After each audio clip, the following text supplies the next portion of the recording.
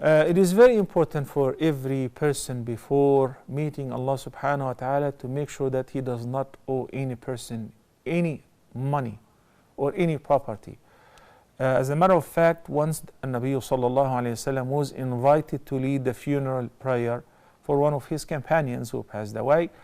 As he was ready to start the prayer, he asked if he owed anybody any money, and in fact he did.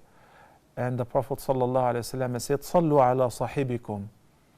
He abstained from leading the funeral prayer for this person. He said, "You go ahead and pray." So one of the companions said, "I will take care of settling his debt, Ya Rasulullah."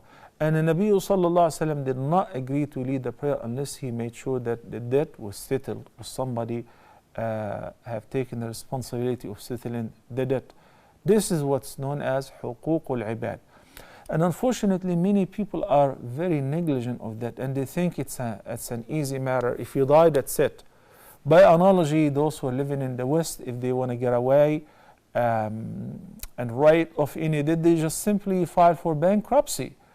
Even though they may have some money somewhere saved, but it cannot be seen or uncovered by the authorities.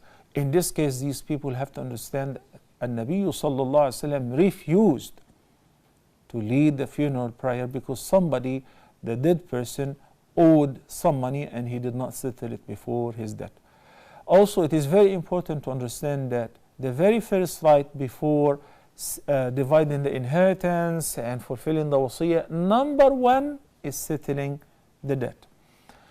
That if the person has a document that the dead person owed him any money, but if he doesn't, the family of the dead person are not required to pay this person anything because of the possibility maybe he's not telling the truth.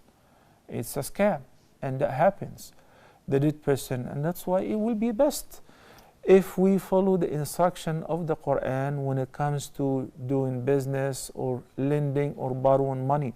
Allah subhanahu wa ta'ala said in the longest ayah in the Quran, "Ya ayyuha alladhina amanu idha tadayantum bidaynin ila ajalin musamman faktubuhu baynakum." This ayah is the longest ayah in the Quran pertaining the debt. What to do when you borrow money? Write it down and have the shuhud, the witnesses. And the writer or the scriber must be an honest person. The ayah talks in details about that. I just don't have time to go through the ayah. Otherwise, this is the sunnah. We should do this, especially if the loan is a significant amount of money.